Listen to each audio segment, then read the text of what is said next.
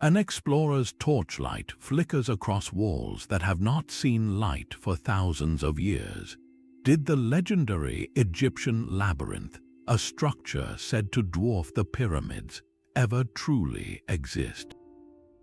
By the end of this journey, you will uncover the real secrets that lie beneath the sand, where ancient texts and modern radar scans collide.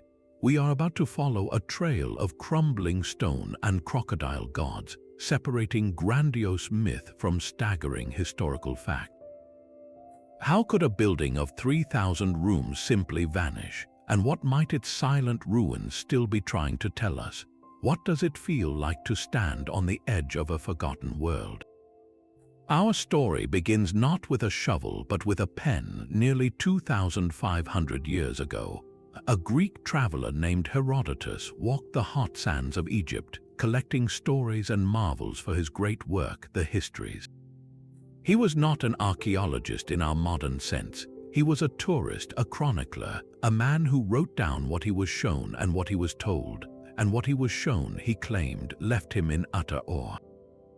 He described a labyrinth near a vast lake, a structure so complex and grand it made the pyramids seem like minor accomplishments. He wrote of 3,000 rooms, precisely divided into 1,500 above ground and 1,500 below. The upper chambers, he said, were for human visitors and priests. The lower chambers, however, held something far more solemn. They were tombs, the sacred resting places for the kings who built it and for the sacred crocodiles revered in the region. Herodotus insisted he saw this with his own eyes, but he was not allowed to enter the subterranean levels, adding a layer of forbidden mystery to his tale. His account is vivid, emotional, and staggering in its scale. It is the kind of description that ignites the imagination and demands to be believed, yet we must remember his context. Herodotus was often called the father of history, but also the father of lies by some critics. He relayed tales of giant ants and flying snakes. His mission was to record the wonders of the world, and wonder sometimes trumped cold, hard verification. Centuries later, another keen observer arrived. Strabo, a geographer from the 1st century before Common Era, provided a second critical witness statement. His description is noticeably more measured, more architectural. He spoke of a great number of halls connected by winding passages, so intricate that a visitor could not find their way in or out without a guide. He compared it to the legendary Cretan labyrinth, but he described it as a collective palace, a meeting place for the nomes or provinces of Egypt. Strabo's account lacks the specific, almost unbelievable number of 3,000 rooms.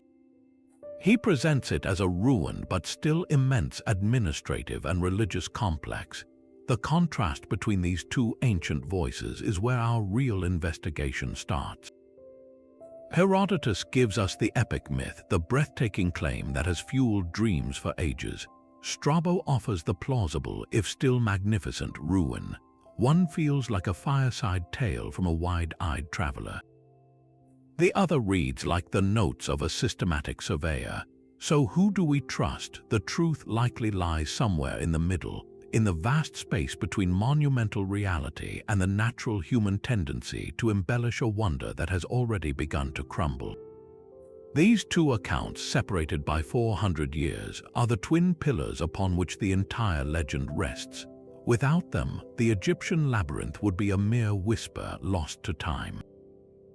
Because of them, it became a ghost on the map, a coordinates for treasure hunters and scholars for the next 2 millennia. They did not just describe a building. They planted a seed of obsession in the human mind, one that would lie dormant in the desert, waiting for the right moment to stir. Herodotus and Strabo gave us the legend, but they also left a set of directions. To find a ghost, you first need to know where to look. Their accounts converge on a single, specific region of Egypt, far from the famous pyramids of Giza. They point us south of Cairo to a fertile depression in the desert known as the Fayoum Oasis, and within that oasis they point to a place called Hawara. This is the ground zero of our mystery. Today, Hawara is a quiet archaeological site dominated by the crumbling mud-brick pyramid of Amenemhat III, a pharaoh of the Middle Kingdom. But to understand why a labyrinth might be here, we have to rebuild the ancient world that has since vanished. The key to everything was water.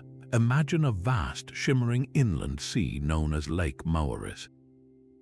This was not a natural lake, but a colossal achievement of hydraulic engineering, an artificial reservoir created by the pharaohs to harness the annual flood of the Nile.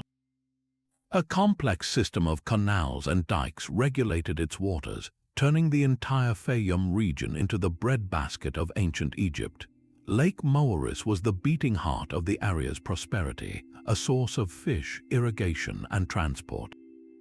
And it was right at the edge of this immense man-made lake, according to the ancient texts, that the labyrinth stood.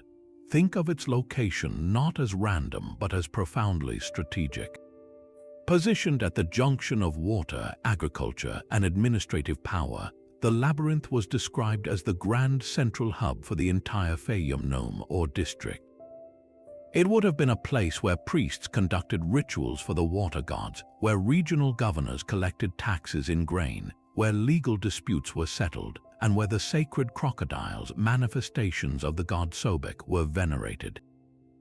It was both a temple and a palace, a warehouse and a tomb, all rolled into one impossibly complex structure. This context transforms the labyrinth from a mere maze into the central processing unit of an entire region. But landscapes have memories and they change. Over the centuries, the careful maintenance of the canals failed, the climate shifted, the relentless desert sands began to advance. Slowly, inevitably, the great Lake Moeris began to shrink, its life-giving waters retreating. What was once a bustling waterfront complex found itself stranded, then surrounded, and finally swallowed.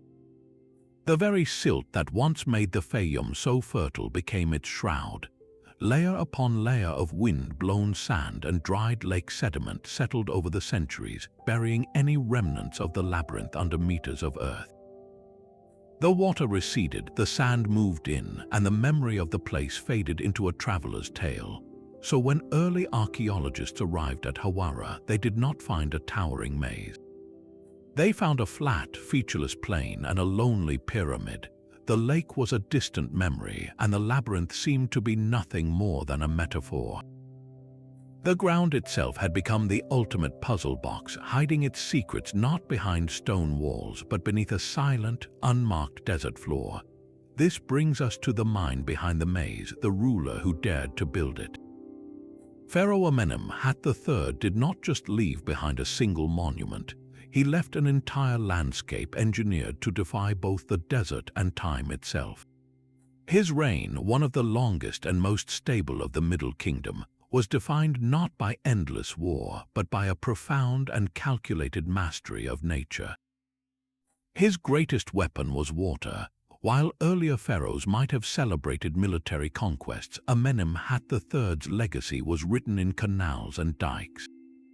He transformed the Fayum from a swampy marshland into that vast, life-giving reservoir, Lake Moeris. This was a project of staggering ambition, a replumbing of the entire region to control the unpredictable Nile floods and create permanent agricultural wealth.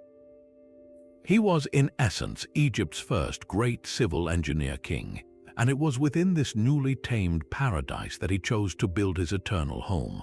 Unlike most pharaohs, Amenemhat III constructed not one, but two massive pyramid complexes. The first, at Dosha, was built from stone, but his final and most ambitious tomb was here at Hawara, built from millions of mud bricks and originally sheathed in gleaming white limestone.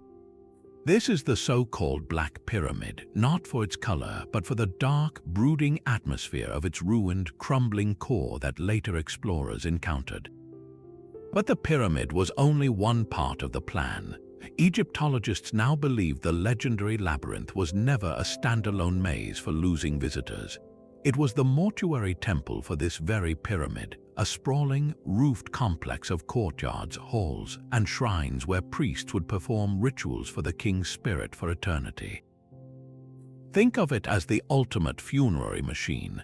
The pyramid was the sealed heart, the sacred tomb, but the labyrinth was the living, breathing brain, the administrative, religious, and ceremonial center that kept the king's memory and power active in the world.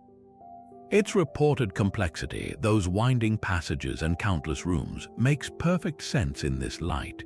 It needed chapels for dozens of gods, storage for ritual offerings, quarters for priests, archives for scrolls, and halls for festival gatherings. It was a city in miniature, dedicated solely to maintaining the cosmic order that Amenemhat III had established. So the labyrinth transforms in our understanding. It shifts from a mythical puzzle to a deliberate, functional masterpiece. It was the grand and logical culmination of a pharaoh's life's work. After reshaping the very land and waters of Egypt, he built a monument to his reign so intricate, so vast, that it would become the stuff of legend. His pyramid was his body's resting place, but the labyrinth was designed to be his immortal, active soul. But what was the purpose of a building with 3,000 rooms? This was no simple temple or palace. Ancient descriptions hint at a structure that served not one, but 4 colossal functions simultaneously, a multi-layered machine of state, spirit, and cosmos. First, it was envisioned as a grand administrative capital. Imagine bringing all the regional governors of Egypt, the nomarchs, under one monumental roof. The labyrinth, according to Strabo, was designed as a meeting place for every nome. Each of Egypt's 42 provinces could have had its own dedicated hall or shrine within the complex, a physical manifestation of a unified kingdom. This was bureaucracy on a stone and mortar scale, a place where taxes, laws, and decrees from the entire nation were processed, making it the beating bureaucratic heart of the Middle Kingdom. Second, and perhaps most vividly, it was a supreme religious complex. The Fayum was the cult center for Sobek, the powerful crocodile god of fertility and the Nile's waters. Herodotus' forbidden underground chambers, the ones he was barred from entering, were said to house the tombs of sacred crocodiles, mummified and revered as divine incarnations. But the worship likely extended beyond Sobek. The sheer scale and alignment of such a structure suggest it may have also served a solar cult. Its courtyards and passages designed to capture the precise angles of the sun at solstices, turning the entire labyrinth into a stone calendar and a machine for harnessing solar power for the afterlife. Third, as we touched on, it functioned as the royal mortuary temple for Amenemhat III. This was the most practical and vital function. While his pyramid held his body, the labyrinth was the active engine for his eternal soul. Priests would have moved through its halls in a perpetual cycle of rituals, offering food, incense, and prayers to sustain the pharaoh's spirit among the gods.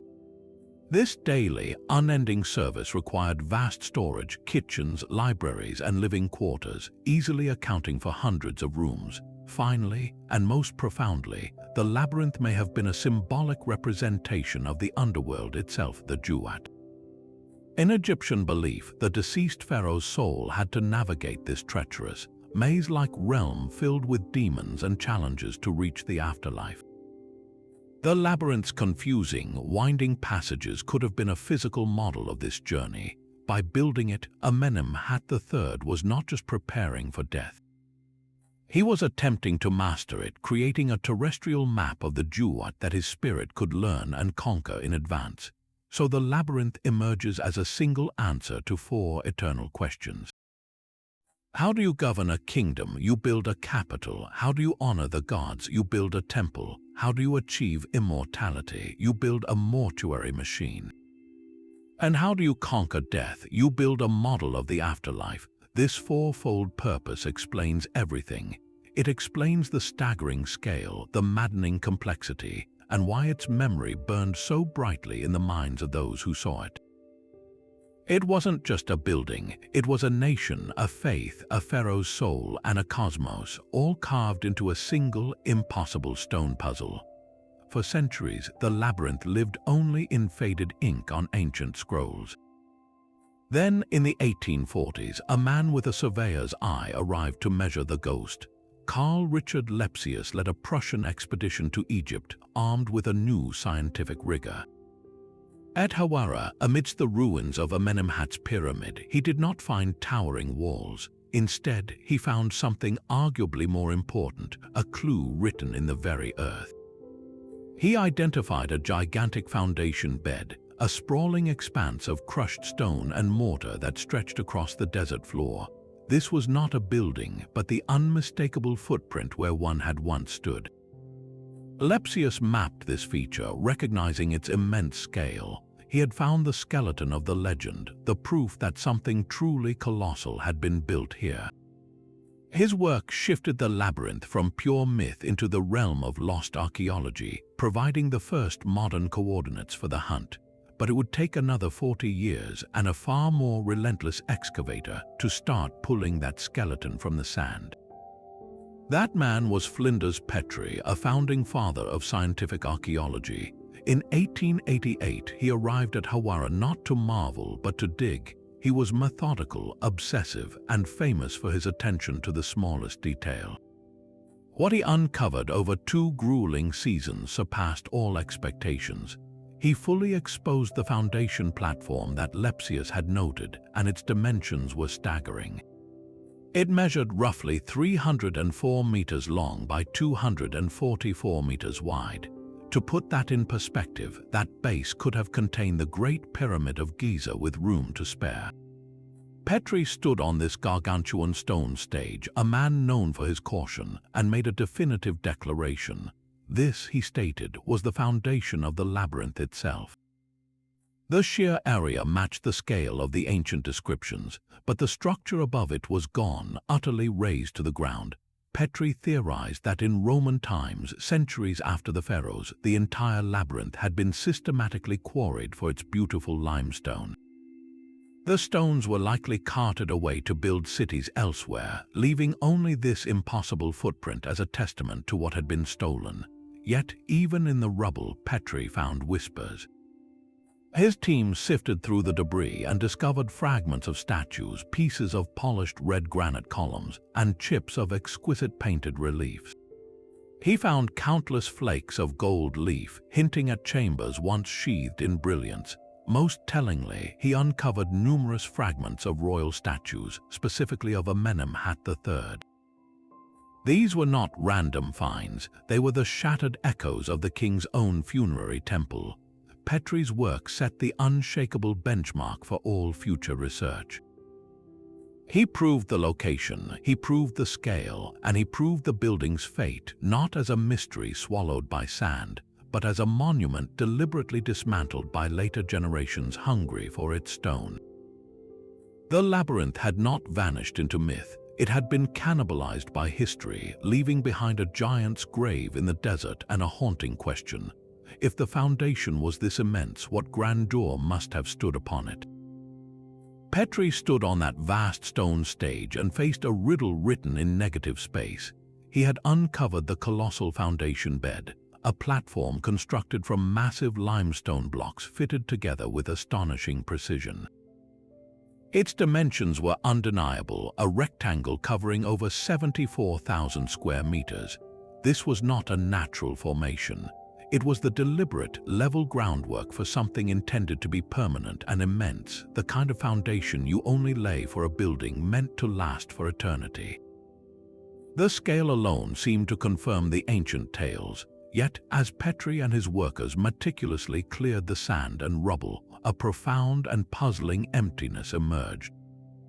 Where were the walls? Where were the column bases, the thresholds, the fallen lintels that should have littered such a site? The foundation was there, solid and real, but the labyrinth itself was a ghost. Herodotus and Strabo wrote of winding passages and countless chambers, a maze of stone. Petrie found almost none of that superstructure. It was as if someone had carefully lifted an entire city off its base, leaving only a giant, blank stone slate baking in the sun. This disconnect between the monumental foundation and the missing building above it became the central, physical mystery of Hawara. How does a structure that large simply vanish? Petrie, ever the pragmatist, developed the leading theory that still holds weight today. He looked at the history of the region and saw a pattern. During the Roman period, centuries after the fall of the pharaohs, the Fayum was a thriving provincial center. The Romans were master builders and practical recyclers. The gleaming white limestone that once sheathed the labyrinth and its pyramid would have been an irresistible resource. Petrie envisioned armies of laborers systematically dismantling the complex, prying every valuable block from its mortar and carting it away to build temples, villas, and public works in nearby cities. The labyrinth, in this view, was not lost to time. It was stolen by it, repurposed stone by stone until only its stubborn, immovable foundation remained. This theory of complete Roman quarrying is clean and logical, but it leaves a haunting question. Could they really have been that thorough? Could they have removed every single wall, every column, every scrap of the maze-like interior, leaving virtually no trace for a meticulous archaeologist like Petrie to find? Some modern researchers whisper another possibility. Perhaps Petrie, for all his skill, did not dig deep enough or wide enough. The foundation platform is so vast that fully excavating it would be a project for decades. What if sections of the labyrinth's lower walls or subterranean chambers, those mentioned by Herodotus, still lie buried beneath the outer edges of the platform or deeper than his trenches reached? The desert sand is a deep and patient preserver. The foundation proved the labyrinth was real. Its shocking absence atop that foundation is what keeps the mystery dangerously, tantalizingly alive. Petrie's quarry theory is compelling, but it is not the final word. A rival interpretation has emerged from the dust, one that questions the very foundation of our understanding. What if the giant stone platform at Hawara was never the floor of a labyrinth at all? Some modern scholars propose a startling alternative. They suggest that what Lepsius mapped and Petrie excavated was not a building foundation, but the opposite, a massive, organized quarry. The immense rectangle of fitted limestone blocks, they argue, was the source bed for the pyramid's own casing stones. The pharaoh's builders would have carefully cut and removed pristine blocks from this very site, leaving behind a neat, grid-like pattern of empty slots as they worked. Over centuries, wind and sand would fill these orderly trenches, creating the illusion of wall foundations to later explorers. In this view, the labyrinth of legend might be a colossal case of mistaken identity. The so-called rooms were just empty quarry pits, and the great structure was never here. The evidence for this is surprisingly logical. The site shows a startling lack of the debris you would expect from a dismantled building. No piles of broken column drums, no scattered wall fragments with plaster or paint. The ground is suspiciously clean. Furthermore, the layout Petrie interpreted as chambers is remarkably uniform and grid-like, more consistent with systematic extraction than with the organic, complex floor plan of a temple maze. Proponents ask a simple, devastating question. If the Romans quarried the entire labyrinth away, why did they leave this perfect, reusable foundation platform completely intact? Wouldn't they have taken those massive foundation blocks too? The quarry theory elegantly solves these puzzles. It suggests the site was always a negative space, a place where stone was taken, not where a building stood. Yet the theory also faces serious challenges. Petrie and his team did find cultural material, those fragments of royal statues, gold leaf, and painted reliefs. These are not things you find in a simple quarry. They are the artifacts of a rich, decorated, and occupied space. A quarry is a workplace. A temple is a sacred place filled with votive offerings and royal imagery. The artifacts point decisively toward the latter. Furthermore, the scale remains problematic. The foundation bed is larger than the pyramid's own base. Why would Amenemhat's engineers create a quarry of such monumental, precise proportions, far larger than needed, right next to the construction site? It seems an inefficient use of labor when simpler quarrying methods existed. The debate remains alive in academic circles, a quiet but fierce discussion over how to read the stones. This is not just an argument about one site, it is a fundamental clash of interpretation. Do we see what we expect to see based on ancient texts, or do we let the barren ground speak for itself? The quarry theory forces us to confront the possibility that the most famous description of the labyrinth, Herodotus's account, might have been describing something else entirely, perhaps a different, now lost structure elsewhere, or a grand metaphorical tale inspired by the sheer, daunting scale of the pyramid complex itself. It is a humbling thought. The real secret of Hawara may be that we have been staring at the answer for over a century, and we still cannot agree on what the question is. The debate between temple and quarry seemed destined to remain a scholarly stalemate, a mystery locked in sun-baked stone. Then, in 2008, a team arrived with a tool that could see through the sand itself. The Mataha expedition, a collaboration between Egyptian authorities and researchers from Belgium and the Netherlands, brought a quiet revolution to Hawara. They did not bring shovels, they brought ground-penetrating radar, a technology that sends pulses of energy into the earth and listens for the echoes bouncing off buried structures. It is like giving the desert an X-ray, allowing scientists to map what lies below without moving a single grain of sand. For weeks, they methodically scanned the vast area around Amenemhat's pyramid, their instruments humming over the featureless plain. The data collected was dense and complex, requiring months of careful analysis. When the team finally assembled their findings, they made an announcement that sent shockwaves through the archaeological world. The radar scans, they claimed, revealed a startling subsurface image.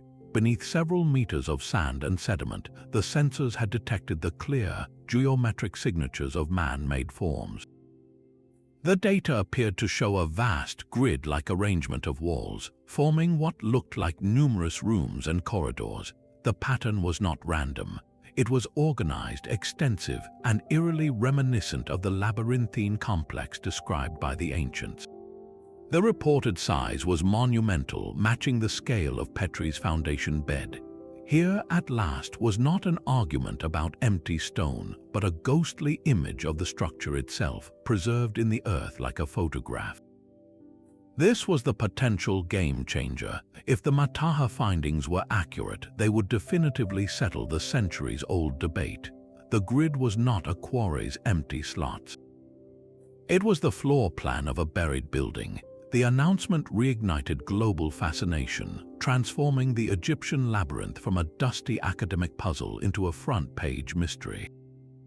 News outlets buzzed with headlines of a lost city found. For a moment, it seemed the ancient maze had finally been cornered, its secrets just one careful excavation away from being brought into the light.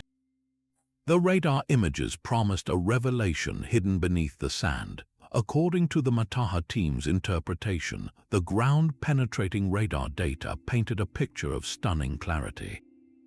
The scans reportedly revealed a sprawling, rectangular grid of high-density material, likely stone, buried at a depth of between 8 and 12 meters.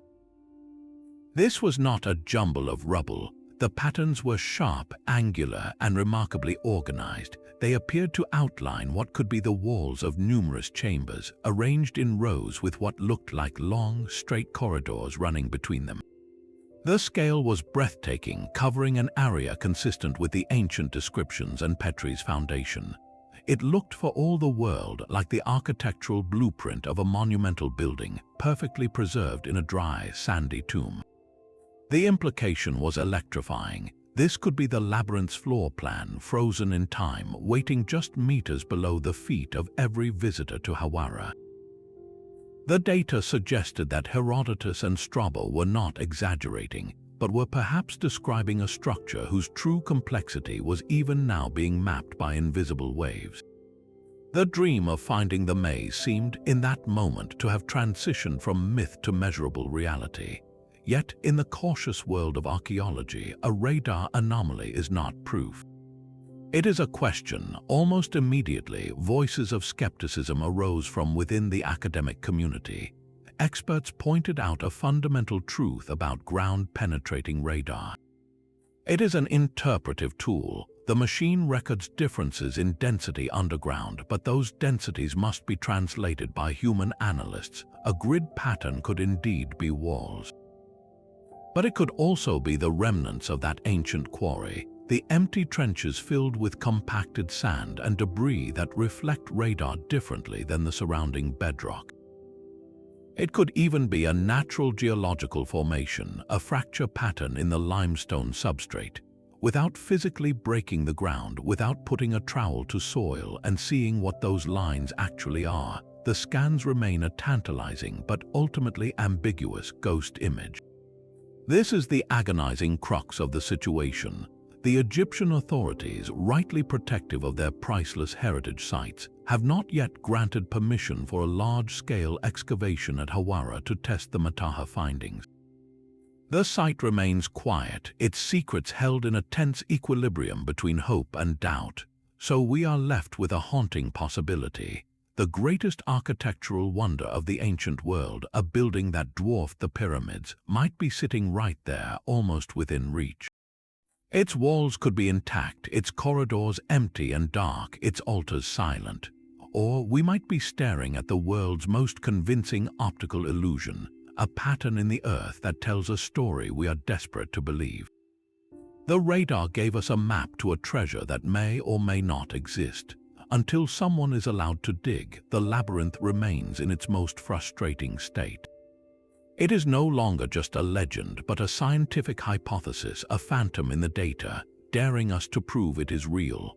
Perhaps the true labyrinth was never meant to be walked by the living.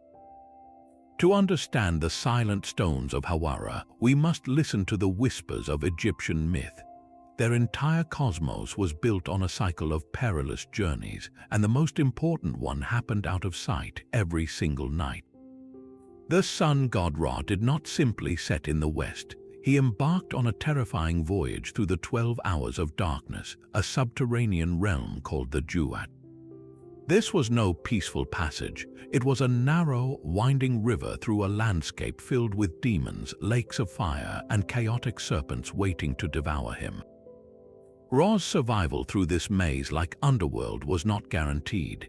His triumphant rebirth at dawn was a victory that had to be won anew each day, and it required precise knowledge of the secret turns and protective spells. Now consider the pharaoh. In death, his soul was believed to join Ra on this same harrowing journey. His ultimate goal was not just to survive the Duat, but to merge with the sun god, achieving eternal life. This was the most critical navigation in Egyptian belief. So what if the labyrinth was not merely a temple, but a training ground for eternity? What if its confusing corridors and countless chambers were a deliberate, physical model of the Duat itself? Archaeologists and mythologists have long pondered this symbolic layer. A structure of such deliberate complexity could have served as a giant, three-dimensional map of the afterlife. Priests performing rituals for the deceased Amenemhat III might have walked prescribed routes through its halls, reciting the very spells from the pyramid texts that were meant to guide the king's spirit past obstacles. Each turn could have represented a gate, each hall a different hour of the night, each sealed chamber a confrontation with a demon that had been symbolically subdued. The labyrinth, in this light, becomes a monumental machine for spiritual navigation. It allowed the living to chart a course through the afterlife on behalf of the dead, mastering the ultimate maze so the king's soul would not get lost. This concept of restricted, ritual movement is etched into the very design of later Egyptian temples. Think of the great temple of Karnak. A visitor does not simply walk into the Holy of Holies. They progress through a series of towering gateways, courtyards, and hypostyle halls, each space more sacred and more restricted than the last. The path is linear but profoundly imposing, designed to build awe and separate the common world from the divine presence. The labyrinth of Hawara could have been this idea taken to its logical, extreme conclusion. Instead of a straight axis, it used disorientation. The goal was not just awe, but a simulated experience of the underworld's confusion, making the final revelation of a central shrine, perhaps containing a statue of the resurrected king or the crocodile god Sobek, a moment of profound spiritual triumph. It transforms the building from an administrative hub into a profound theological statement. The real secret it guarded may not have been gold or a tomb, but a ritual knowledge so powerful it was encoded in stone. To walk its passages was to rehearse the journey every soul feared, turning terror into a path that could, with the right guidance, be conquered. The crocodile god Sobek was not merely a deity in the Fayum, he was the landscape itself. His domain was the water and the fertile black soil it created, a force of both terrifying power and essential life. To build the labyrinth here at the edge of Lake Moeris was to build it in the literal jaws of the god. This connection transforms the entire site from an administrative center into a sacred machine designed to harness divine chaos. Sobek represented the untamed, creative fury of the primordial waters, the nun from which all life emerged. Yet he was also a protective figure, a guardian of the pharaoh's power. The labyrinth, with its rigid, man-made order, becomes a perfect architectural metaphor. It was a place where humanity attempted to structure and control that very chaos, to bring the unpredictable power of the crocodile god into a system of worship they could manage. Imagine the scene within its walls. In special pools or chambers, sacred crocodiles would have been kept, adorned with gold and jewels, fed choice cuts of meat by priests. These animals were not just symbols, they were believed to be living incarnations of Sobek himself. Their every movement was interpreted as an omen, their health directly tied to the fertility of the region. Upon their death, they were mummified with elaborate care, wrapped in linen and entombed within the complex, Herodotus' forbidden underground chambers, the ones he was not allowed to enter, likely held these sacred remains row upon row of mummified crocodiles, eternal residents of the stone maze. This practice turns the labyrinth into a massive reliquary, a storehouse of divine energy where the boundary between animal and god blurred completely. The nearby Lake Moeris completes this theological picture. It was not just a reservoir. In the Egyptian mind, it was a controlled piece of the nun, the chaotic waters tamed by the pharaoh's engineering but still pulsating with raw divine power. Sobek ruled these waters, so the labyrinth sitting on its shore served as the control point between two worlds. On one side, the structured, predictable order of human civilization, embodied by the maze's precise geometry. On the other, the swirling, life-giving, potentially destructive chaos of the god's domain. The building was a mediator. Priests performing rituals here were not just honoring a distant god. They were maintaining a fragile pact, ensuring the chaotic waters remained fruitful and did not revert to a formless flood. Every offering, every chant in those echoing halls was an act of cosmic maintenance. This deep religious role answers a persistent question about the labyrinth's design. Why create something so intentionally confusing? If the goal was to awe visitors or streamline bureaucracy, a grand, open plaza would suffice. But if the goal was to embody a journey through primal, watery chaos toward divine order, a maze makes perfect sense. Walking its passages could have been a ritual reenactment of navigating the nun, with the final arrival at a central shrine housing a statue of Sobek, or perhaps the living crocodile representing the successful harnessing of that power. The labyrinth becomes a spiritual circuit, channeling the dangerous energy of the crocodile god into a source of protection and bounty for the kingdom. It was architecture as theology, stone and water fused into a single prayer for balance in an unpredictable world. The labyrinth at Hawara was not an isolated obsession with maze-like design. This powerful architectural idea echoed across the ancient Mediterranean, a recurring dream carved in stone by different hands. The most famous parallel lies on the island of Crete with the sprawling Bronze Age palace of Knossos.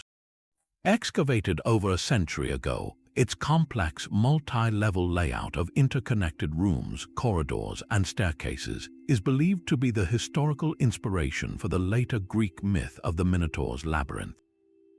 The key difference is profound. The the Minoan palace was a living, breathing administrative and residential center.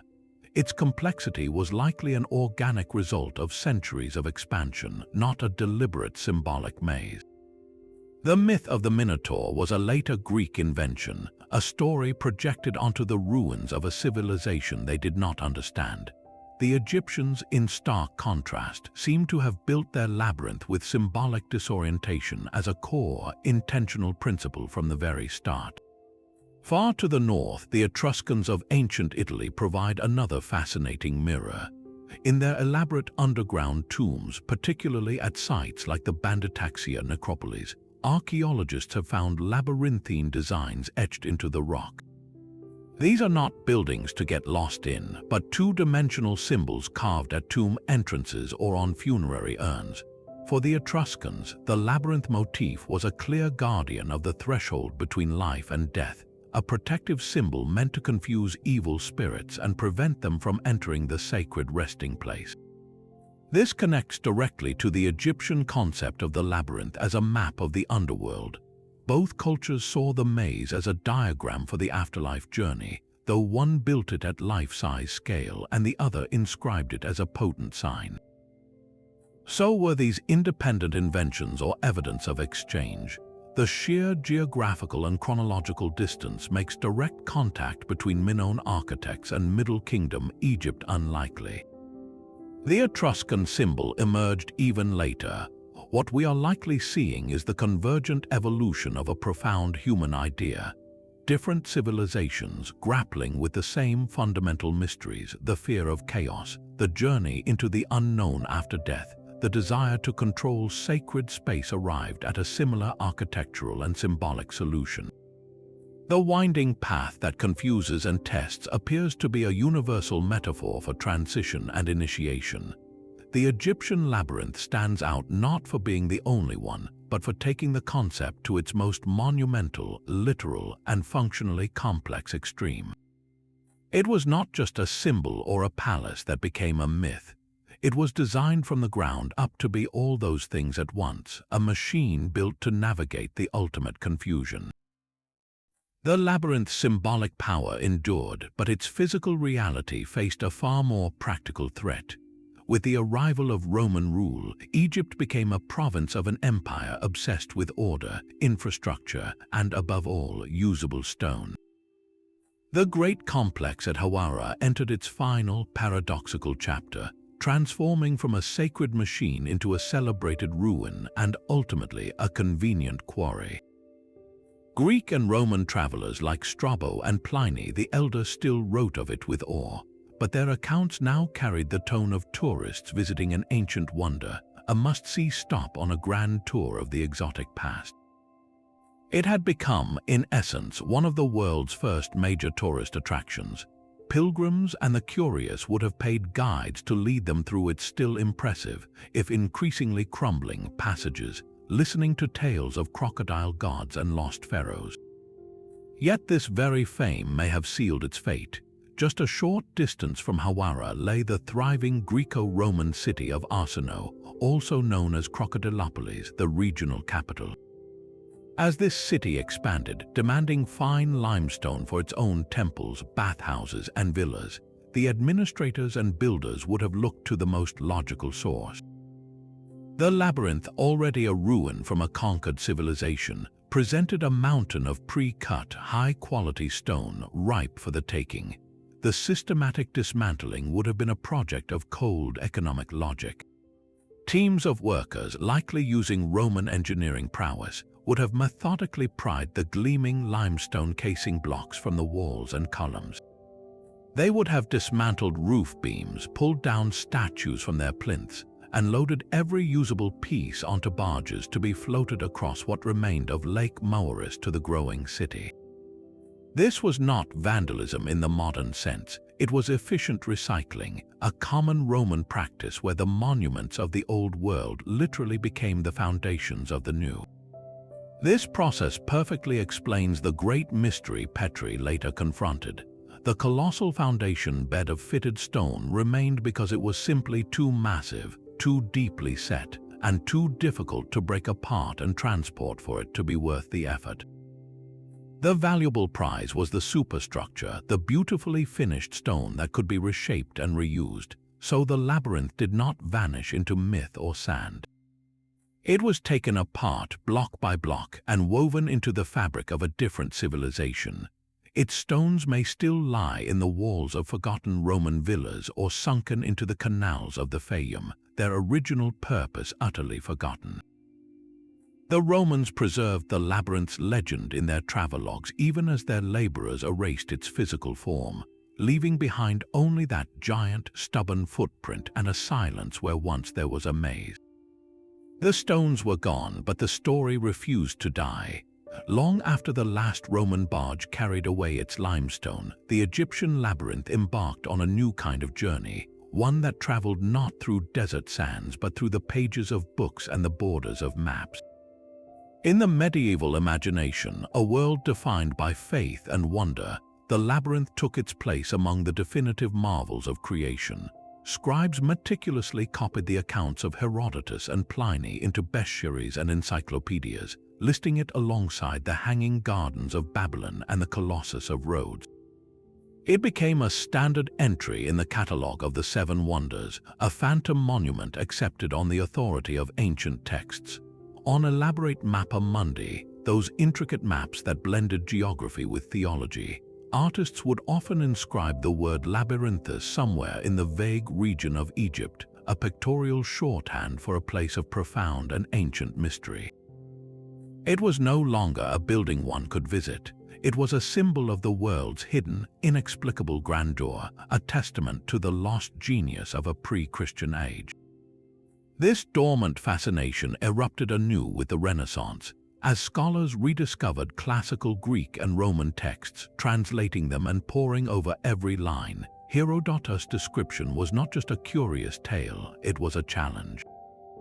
The humanist mind, obsessed with recovering lost knowledge and matching the achievements of antiquity, seized upon the labyrinth as a tangible puzzle to be solved. If the ancients could build such a thing, where was it? What could its ruins tell them? This was no longer passive acceptance of a wonder. It was the birth of active proto-archaeological speculation. Scholars like Athanasius Kircher, a 17th-century polymath, produced elaborate and wildly imaginative reconstructions of the labyrinth, engraving intricate cutaway views that showed the 3,000 rooms stacked in perfect symmetry, more a reflection of Baroque idealism than Egyptian architecture. These were works of scholarship and fantasy, attempts to visualize a glory that text alone could not convey. This revived legend did not stay confined to scholarly texts. It seeped into the culture of the European elite, manifesting in the most deliberate of ways, the garden maze. While hedge mazes had older origins, the Renaissance and Baroque periods saw their construction as sophisticated leisure pursuits on the estates of nobility.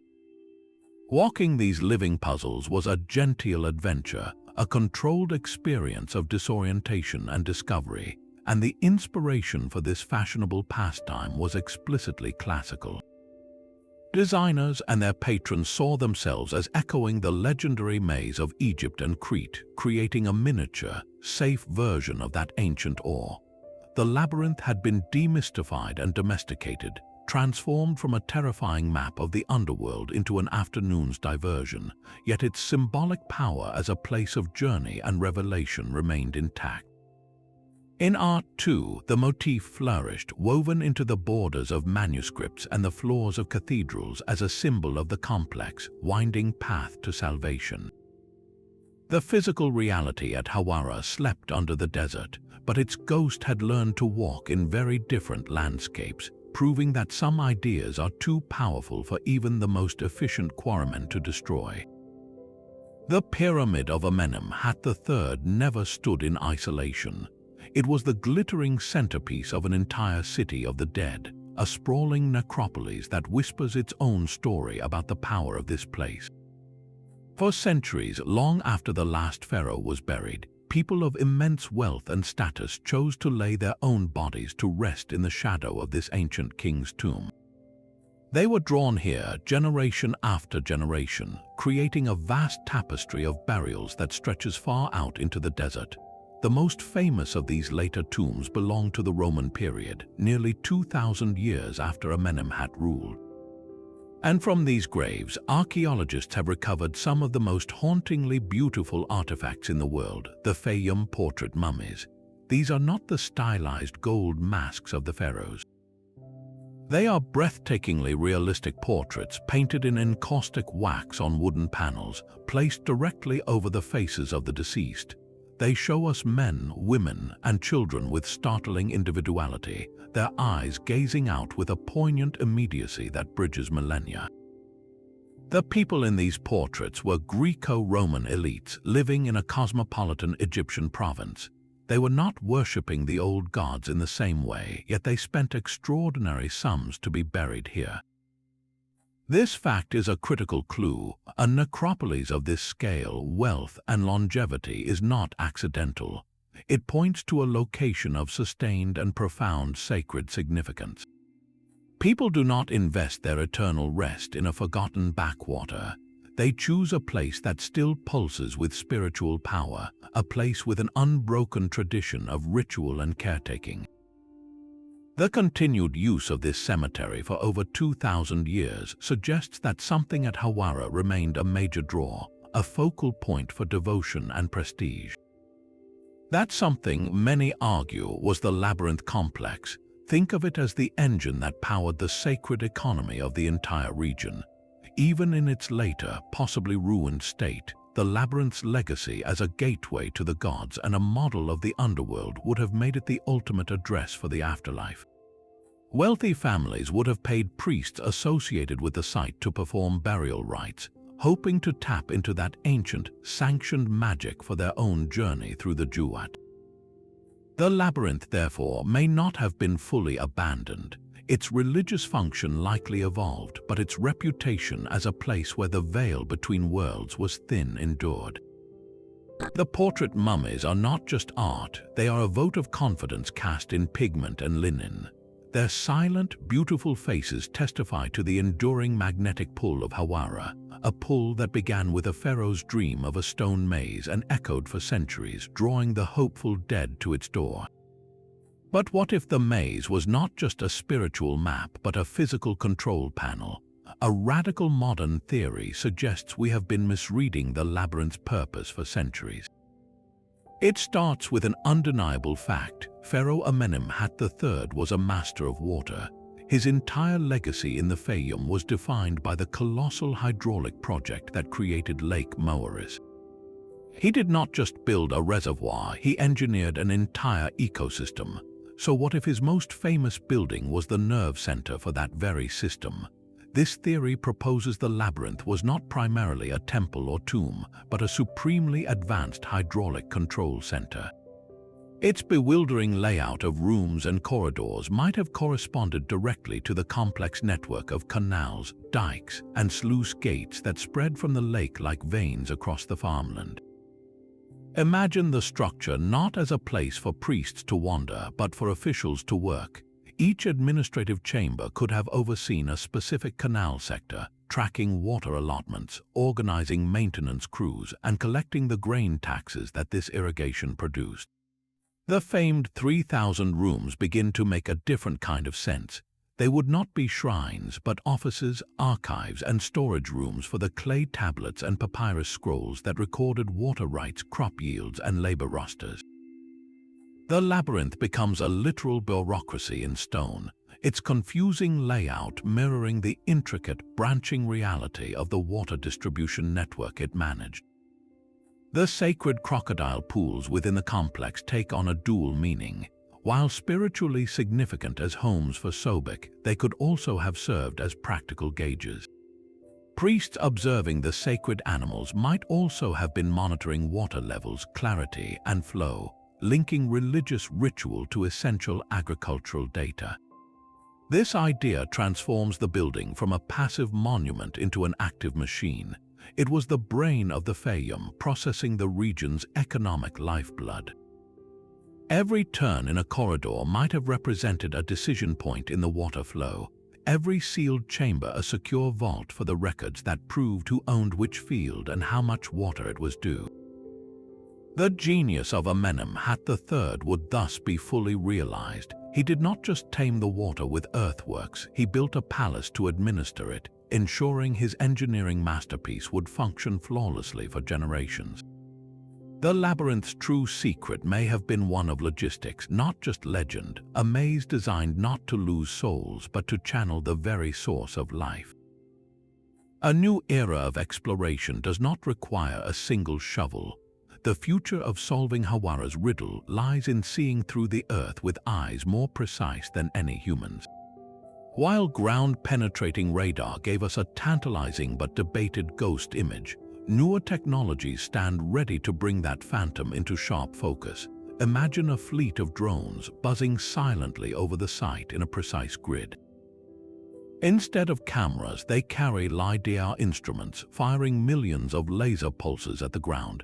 Each pulse reflects back, measuring the distance to the surface with centimeter accuracy.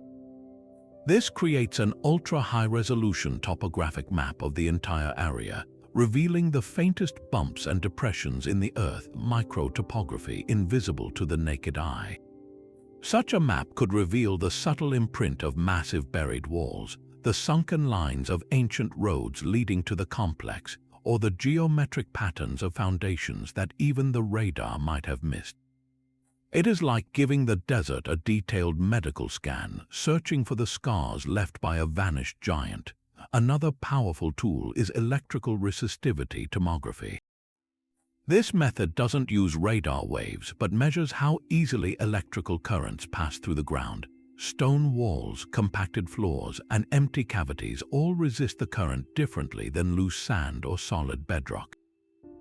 By placing a grid of electrodes across the site and taking thousands of measurements, scientists can construct a detailed three-dimensional picture of what lies below, distinguishing between a solid block of limestone and an empty trench with far greater clarity.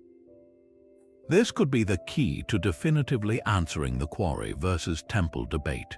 A quarry's empty slots would show a very different electrical signature than the solid, interconnected walls of a building. These are non-invasive techniques. They preserve the site while probing its secrets. The promise is a coordinated, multi-layered survey where LiDAR maps the surface, resistivity charts the shallow subsurface, and advanced ground-penetrating radar revisits the deeper layers with newer, more powerful arrays. Each dataset would cross-check the others, building a composite, high-fidelity model of the entire underground landscape. The full truth of the labyrinth, therefore, likely awaits one thing: a large-scale, officially approved scientific campaign. This would be a collaborative effort, uniting Egyptian archaeologists with international experts in geophysics and remote sensing. It is a delicate balance of cutting-edge science and cultural stewardship, respecting the sovereignty of the site while finally pursuing its answers with every tool at our disposal. The stones may be silent, but the data they yield could soon speak volumes, offering a clear map to what we have sought for 2,500 years. Perhaps the greatest secret of the Egyptian labyrinth is that it may never have been a maze at all, at least not in the way we picture it today. When you hear the word labyrinth, you likely think of a puzzle, a place designed to confuse and trap, a twisting path with dead ends meant to lose the unwary. That image comes directly from the Greek myth of the Minotaur, but that is a Greek story. The Egyptians had a very different mind, and their architecture always served a clear, sacred function. So we must ask a critical question.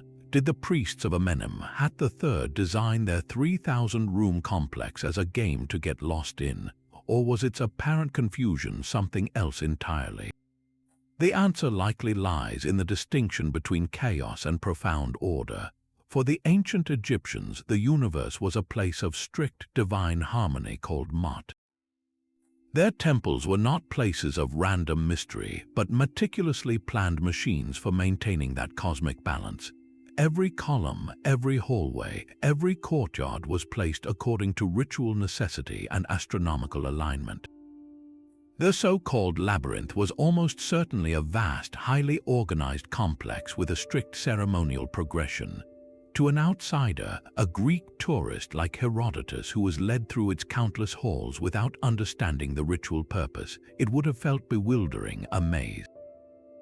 But to the initiated priests who lived and worked there, the path was perfectly logical.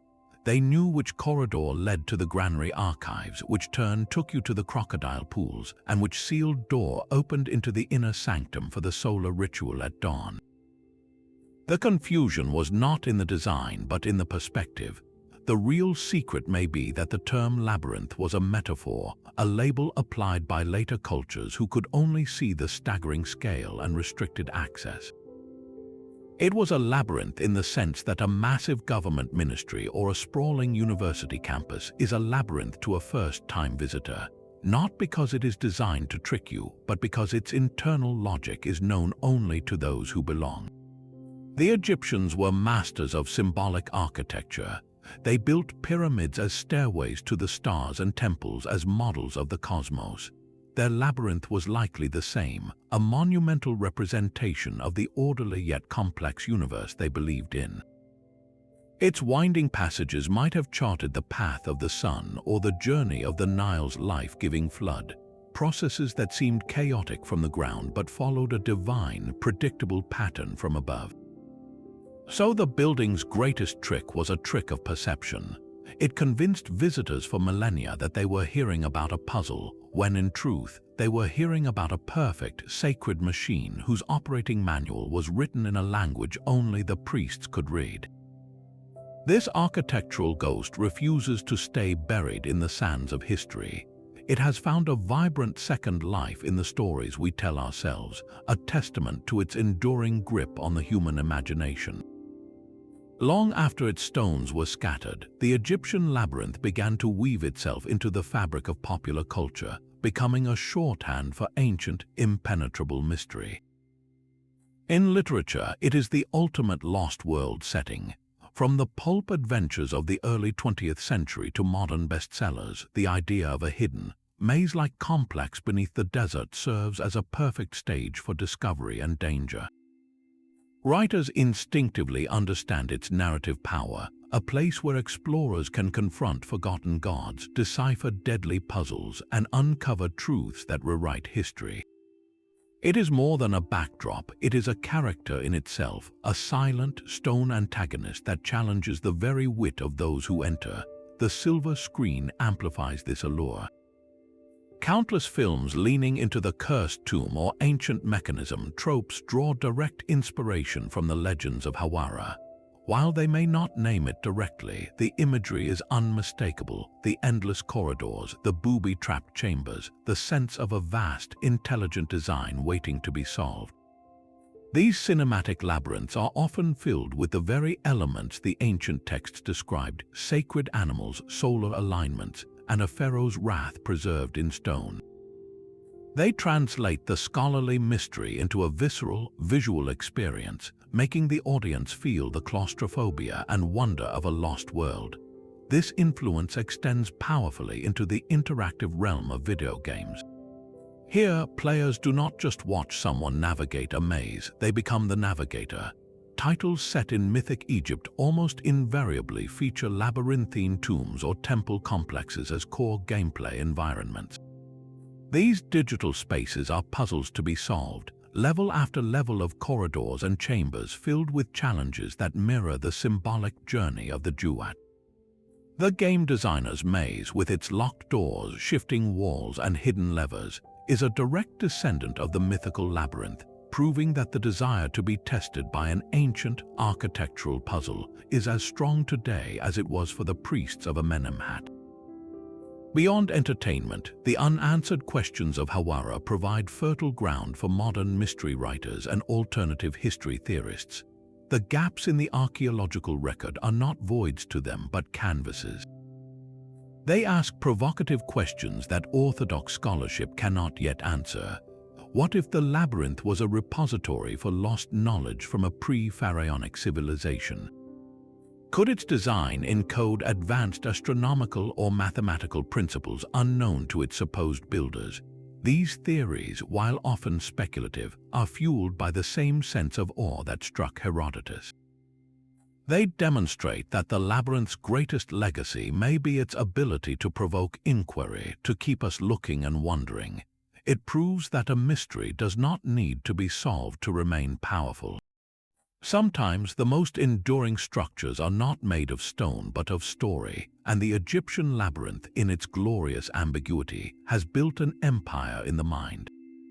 The line between wonder and wild speculation is often as thin as a layer of desert varnish. For every legitimate scholar working at Hawara, there have been a dozen voices on the fringe, weaving tales that transform the labyrinth from a historical mystery into a fantasy. In the shadowy corners of pseudo-archaeology, the structure is rarely just a temple. It becomes a repository for the lost technology of Atlantis, a power plant harnessing cosmic energy, or even a literal stargate for interdimensional travel. These narratives are compelling, often packaged with dramatic graphics and the language of forbidden knowledge. They tap into a deep human desire for a hidden history, one where ancient people possessed wisdom far beyond our own. The labyrinth, with its scant physical remains and grand descriptions, becomes the perfect blank screen for these projections. It is important to understand why these ideas persist. They emerge from the very real gaps in our knowledge. When archaeology cannot provide a complete picture, imagination rushes in to fill the void. The allure is simple. Believing the labyrinth held Atlantean crystals is more thrilling than believing it held tax records for barley harvests. Yet this is where critical thinking becomes our most essential tool. Mainstream Egyptology operates on a different principle. It is not about dismissing wonder, but about anchoring it in a chain of evidence. A researcher like Flinders Petrie did not arrive at Hawara looking for a stargate. He arrived with measuring tapes, notebooks, and a methodology built on verifiable data. He published his findings, including the mundane fragments of pottery and stone, for other experts to scrutinize. His conclusions about the foundation, bed, and Roman quarrying were based on what he could physically touch, map, and logically deduce from the stratigraphy of the site. This is the slow, unglamorous work of real science. It builds understanding brick by brick, or in this case, pottery shard by pottery shard. It welcomes debate, but that debate must be grounded in the same evidence. So how can you, as an interested observer, navigate this landscape? When you encounter an extraordinary claim about the labyrinth or any ancient site, ask a few simple questions. What is the primary evidence presented? Is it a reinterpretation of existing archaeological data, or is it based solely on ancient myths or channeled messages? Does the proponent engage with the work of academic Egyptologists, or do they dismiss all experts as part of a cover-up? Extraordinary claims require extraordinary evidence. A theory that the labyrinth is a map of the Orion constellation requires precise, measurable alignments that can be independently verified, not just suggestive similarities. The grounded approach may seem less exciting, but it offers something far more valuable, a genuine connection to the past. It tells us about the real people of the Fayum, their genius for water management, their devotion to Sobek, and their pharaoh's ambition to conquer death. That story, built from the dust of Hawara itself, is miraculous enough. The silent desert floor at Hawara holds more than just sand and stone foundations. It holds whispers, fragments of a story told in shattered pottery, flecks of gold, and chips of royal granite. These are the small, tangible proofs that ground the legend in reality, artifacts that collectively shout of a place teeming with wealth, worship, and royal power. While no single piece bears a label reading labyrinth, together they form an undeniable mosaic of a major ceremonial center. The most telling finds are the shattered remnants of statues. Archaeologists have recovered numerous fragments of hard stone sculpture, specifically red granite and diorite, materials reserved for the most important royal works. Many of these fragments bear the distinctive features or cartouches of Amenemhat III himself, a broken hand clutching a scepter, a piece of a royal beard, the curve of a ceremonial headdress. These are not random decorations.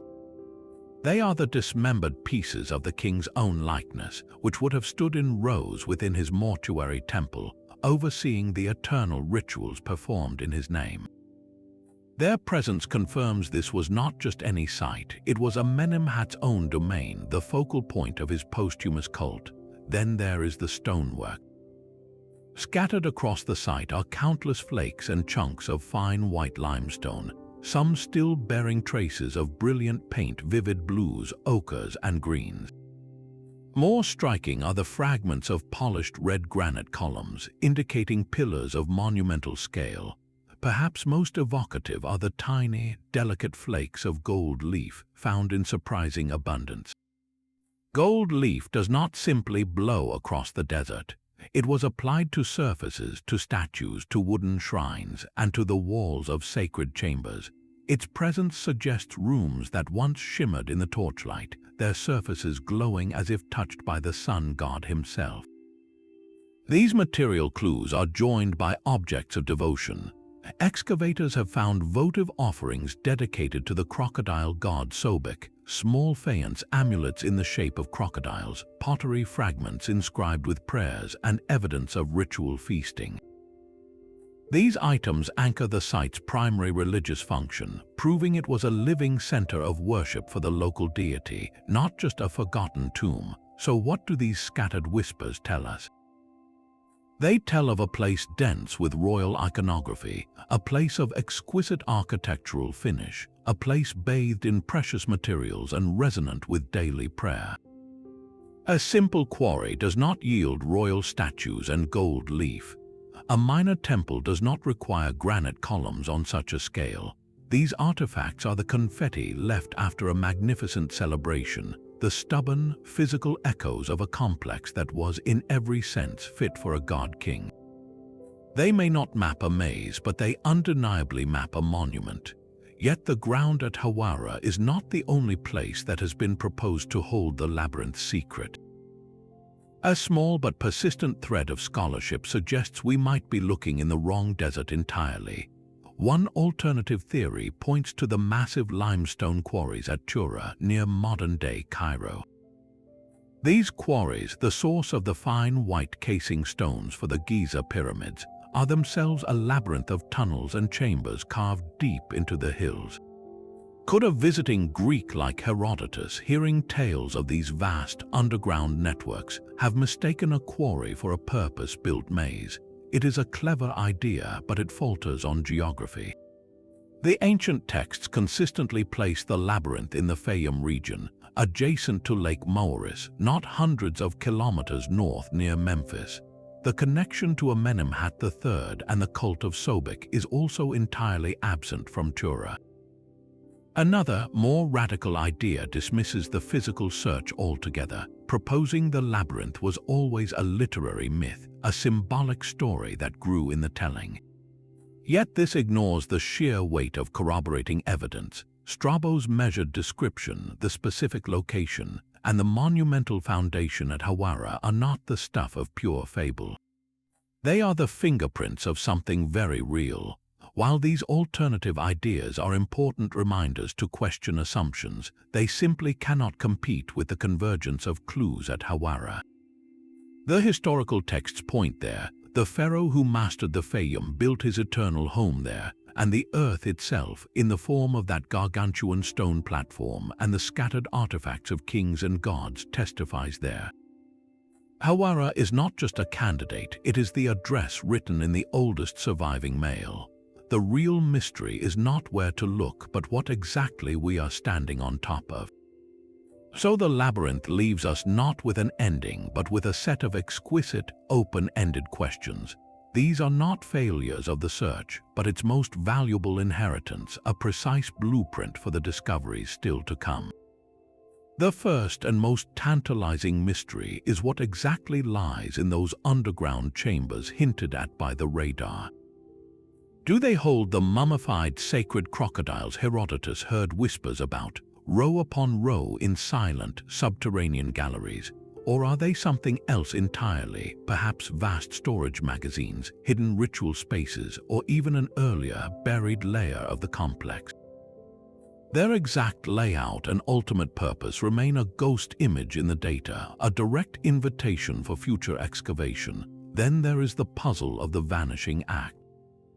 Even if we accept the Roman quarrying theory, the completeness of the disappearance is staggering.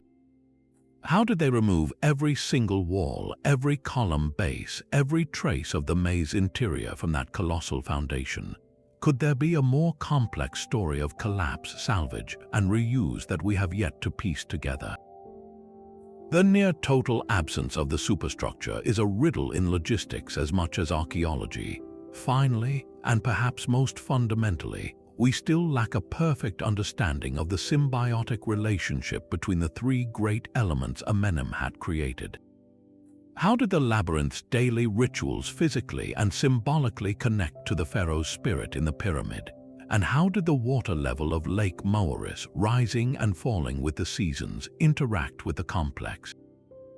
Was there a ceremonial dock, or did the lake's edge actually reach the labyrinth's walls, making it a true island of order in a controlled sea? These are not vague wonderings.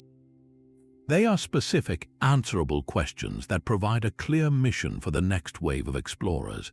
They call for a new kind of archaeology, one that combines the surgeon's precision of micro-excavation with the astronomer's breadth of landscape survey.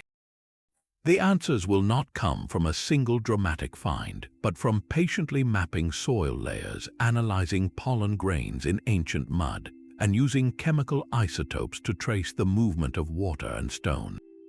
This is the real legacy of the labyrinth. It is a gift that keeps giving, a perpetual machine for generating curiosity. Every unanswered question is a coordinate on a map for the future, waiting for the right technology, the right team, and the right moment to finally turn the key. The journey to find this lost marvel has taken us from the ink of ancient scrolls to the invisible pulses of modern radar. We have followed the awe-struck footsteps of Herodotus, traced the methodical maps of Strabo, and stood beside Flinders Petrie on that vast, empty stone stage. We have debated whether it was a temple, a quarry, or a machine for governing water. The real secret of ancient Egypt's labyrinth is not a single, buried chamber waiting to be opened. It lives in the powerful intersection of archaeology, history, and human symbolism.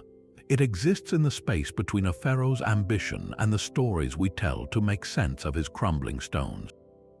Whether it served as an administrative capital for a nation, a roaring temple for the crocodile god Sobek, or the brilliant hydraulic control center for an entire region, its legacy is undeniable. It stands, in whatever form it truly took, as the ultimate testament to the vision of Amenemhat III, a ruler who sought to reshape his world and then built a monument complex enough to contain its entire spirit. The stones may be silent, but the mystery speaks louder than ever. What do you think the labyrinth truly was? Share your theories in the comments below. If you are captivated by historical enigmas like this, subscribe and turn on notifications. The desert still holds its breath, and the next discovery could be the one that finally unravels this ancient puzzle for good.